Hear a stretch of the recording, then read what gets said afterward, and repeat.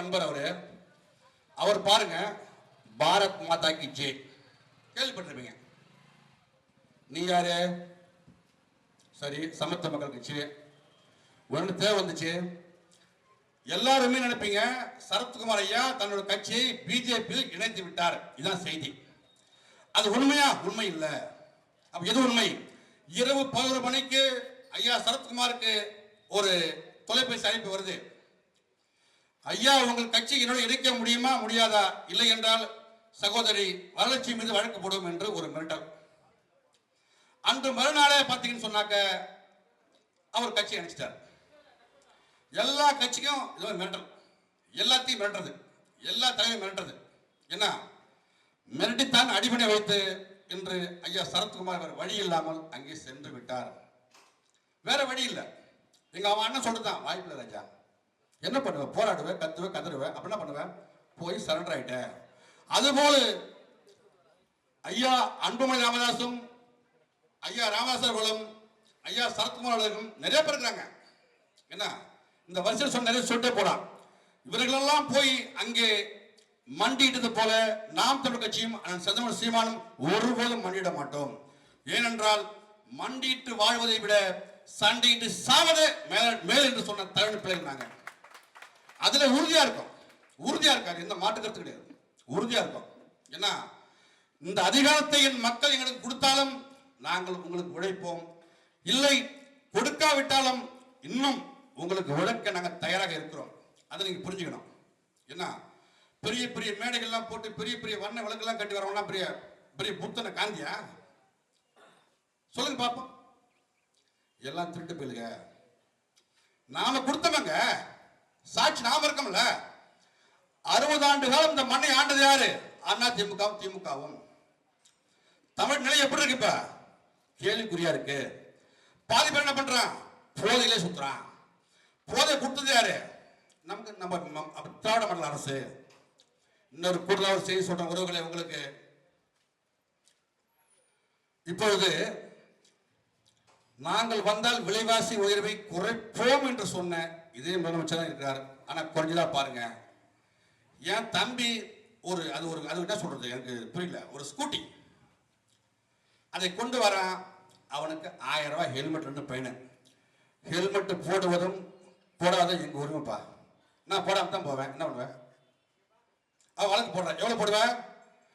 இவர் வராதுக்கு முன்ன 100 ரூபாங்க. நீ எவ்வளவு தெரியுமா? 1000 ரூபாய். சரிப்பா, தொலைஞ்சுதான் போறேன், 1000 ரூபாய் நீ எடுத்துட்டு தான் போறேன். ஒரு ஹெல்மெட்டே வாங்கி கொடுறான், மாட்டா போறேன். சொல்லு பாப்போம், என்ன கேவலமுங்க. என்ன இன்னைக்கு எல்லாத்துலயும் விலை உயர்வு. இன்னைக்கு தான் ஒரு செய்தி உங்களுக்கு சொல்றேன். கஷ்டப்பட்டு ஒரு டாடா ஏசிட்ட ஒரு 4 சக்கர இன்னைக்கு ரிஜிஸ்டர் இருக்கு எனக்கு. இப்பதான் தம்பி வரும்போது போன் பண்ணா.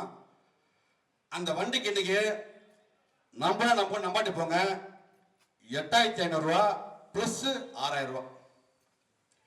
எதுக்குன்னு கேட்டா சீட்டு கொடுப்பாங்க, ஓரம் போக சொல்லிட்டான். என் பையன் ஓரம் வந்துட்டான், ரிஜிஸ்டர் ஆகல, வெளியே வந்துட்டான். எதுக்கு? பத்திரப்பதில கொள்ள, எல்லாத்துலயும் கொள்ள, ஊழல், லஞ்சம், இப்படியே போனாங்க. நிலைமை கேள்விக்குரிய இடம். அதை புரிஞ்சுக்கிட்டு வருகின்ற தேர்தலில் கவனமா இருங்க உறவுகளே. திரும்ப திரும்ப அறிவிக்கிறேன். என்ன இந்த அன்பு மக்களே, எப்படியாவது நீங்க தான் போட்டீங்களே, ரெட்டலைக்கு போட்டீங்க, சூரியனுக்கு போட்டீங்க, திரும்பமா போடணும்.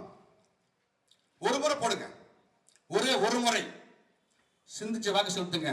நீங்க அந்த 5 நிமிஷம் சிந்திக்கல, 5 வருஷம் உங்களை சிந்திக்க விட மாட்டான். பிரச்சனை மேல பிரச்சனை குதிரை இருப்பான். இந்த பிரச்சனையை பாதுகாக்க வேண்டியதான், ஒரு வழி இல்லை. என்ன ஆகதான் சொல்றேன், நமக்கு இந்த ஒளி வாங்கி தான் சின்னம். நாம் தமிழ் கட்சி நான் செந்தமிழ் சீமான் அறிவித்தது இந்த ஒளி வாங்கி என்ற மைக். ஆகவேதான் வருகின்ற தேர்தல் மிக குறுகிய காலத்தான் இருக்கு. உங்களுக்கு என்ன சொல்றேன், பெரிய பெரிய ஆசையெல்லாம் காட்டுவாங்க. ஏன் உங்க வீட்டில் தோசை சுடுவாங்க, ஆசையும் காட்டுவான், உங்க வீட்டை தோசை சுடுவான். ஏமாந்துடாத, அப்புறம் அவனை பார்க்கவே முடியாது. என்ன ஆகதான் சொல்றோம், எங்க பிள்ளைங்க என்னைக்கும் உங்களோட இருப்பார். அதை புரிஞ்சுக்கணும். இப்ப எனது தம்பி மருத்துவர் கார்த்திகேயன் ஜெயிச்சிட்டாருங்க. இந்த ஆயுள் விளக்கு தொகுதிக்கு எம்பி மருத்துவர் கார்த்திகேயனா ஆர்வன் பாய். அதை புரிஞ்சுக்கணும். உங்க கூட இங்கே இருக்கிற தம்பி தான், இந்த தெருவில் வசிக்கிற தம்பி தான், இந்த தொகுதி சேர்ந்த தம்பி தான். அவன் தான் எம்பி. ஒரு பிரச்சனை அவன்கிட்ட சொல்ல, அவன் உடனே பண்ணுவான், வந்து நிற்பான். அப்படிப்பட்ட ஒரு வேட்பாளருக்கு தான் நீங்க ஓட்டு போடணும்.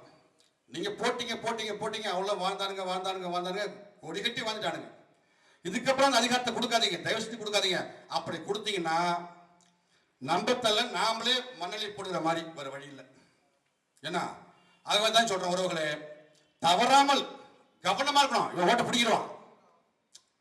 இப்ப மோடி கூட சண்டை போட முடியாது. ஏன் தெரியுங்களா? ஒரே ஒரு விஷயம் தான், வாக்கு போட்டு ஜெயிச்சா அது நாம் தமிழர் எம்பி, இவிஎம் மிஷினை ஜெயிச்சா அது பிஜேபி எம்பி. அந்த இவிஎம் மிஷினுக்கு வேண்டாம்ப்பா நம்ம சீட் எழுதி போட்டு ஜெயிப்போம்னு சொல்லுவாரா? தைரியம் இருக்கா? அப்படி தைரியம் இருந்தா 39 பிளஸ் புதுச்சேரி 40 நாம் தமிழர் வச்சுதாங்க எழுதி வச்சுக்கங்க. அவங்களுக்கு ஒரே பலம் இவிஎம் என்ற விளங்காத மிஷின். என்ன இன்னொரு உதாரணம் சொல்றேன். சந்திரயான்ல விடுறாங்க ராக்கெட், அத அங்க போயா ஆபரேட் பண்றான்? இல்ல இங்க இருந்து பண்றான். இங்க இருந்து ஆபரேட் பண்ணி சந்திரயான்ல வந்து அதை ஆபரேட் பண்ண முடியும்னு நினைக்கும் போது பக்கத்துல மிஷினை பண்ண முடியாதாங்க. என் தம்பி தங்கள் பல முறை சொல்லிட்டாங்க, இந்த இவிஎம் மிஷின் ரொம்ப ஆபத்தானது, இதை பார்த்துக்கிடுங்க, இதுக்கு விட்டுறாதீங்க அப்படின்னு சொல்றாங்க. ஆனா இந்த மிஷினை பிடிச்சிட்டு கட்டி பிடிச்சி உருடுறாரு ஐயா மோடி. ஏன் விட்டா போச்சு? ஒரே ஒரு முறை இவிஎம் மிஷின் வேணாப்பா, சரிடா வாக்குச்சீட்டு போடா எழுதி போடுறா அப்படின்னு போடுங்க. 39 பிளஸ் 1 புதுச்சேரி, 40 நாம் தமிழ் தான். அப்ப மிஷின்ல குளறுபடி இருக்கு, அது அவங்களும் தெரியும். அந்த தெம்பிள் தான் நாங்க மோடி கூட சண்டை போட முடியாது. ஏன்னா மிஷின் அவுட் இருக்கு. மிஷின் ஏங்கிட்டு இருந்தா நான் மாத்தி வச்சுடுவேன், மிஷின் அவுட் இருக்கு, அவரு மாத்தி வச்சுட்டாரு. அந்த தெம்பிள் தான் அவர் பேசுறாரு, அண்ணாமலை உள்ள போ, அண்ணாமலை உள்ள போன்னு. அண்ணாமலையும் உள்ள வந்து ஆட்டம் காட்டினாங்கிறாரு. அண்ணாமலை நீங்க வாங்க, அண்ணாமலை சந்திக்க நாங்க ரெடியா தான் இருக்கோம். ஆனா ஒண்ணுதான் பிரச்சனை. என்ன பிரச்சனை? நீ வெல்ல முடியாது. நாங்க தோன்றாலும் கூட உன்னை தோக்கடிப்போமே தவிர உன்னை வெற்றி பெற விடவே மாட்டோம். இது வச்சு என் மக்கள் எங்களுக்கு வாக்கு செலுத்தா போனா கூட உங்களை வீழ்த்துவதையோட முதல் வேலை, எப்ப நான் தமிழ் கட்சியின் சின்னத்தினை பறித்தாயோ அப்பவே என் முதல் எதிரி நீதண்டா. திமுகவுக்கு எனக்கு சண்டை, இது பங்காளி சண்டை, நானே போட்டுக்குவோம். ஆனா இந்த விளையாட்டுல நீ யாரு? யாரா நீன்னு? அண்ணன் செந்தமணி சிவனே அப்படி மதிச்சு குறைச்சு மதிப்பிட்டேன்னு. அப்ப என்ன திமிரு உனக்கு? ஏய் நாங்கெல்லாம் மரபு பிள்ளை, நாங்களா அதை புரிஞ்சுக்கணும். ஏதோ விளையாட்டுலாம் கட்டக்கூடாது அண்ணாமலை. நீங்க என்ன நீ பார்ப்பீங்க, ஹாஸ்டாக் போயிட்டு இருக்கு, முகநூல்ல போய் பாருங்க, இன்ஸ்டாகிராம் பாருங்க. தம்பி விளையாடுறான், சின்னதை வச்சு விளையாடுறானுங்க, துறக்க முடியல. தம்பி மகன் சொன்னா, அண்ணே நீ துறக்காத, செல் ஆஃப் பண்ணு சொல்லிட்டான். துறக்க முடியல. எங்க பார்த்தா மைக்கு மைக்கு மைக்கு ஒலி வாங்கி மிரட்டுறான். ஏன்? படித்த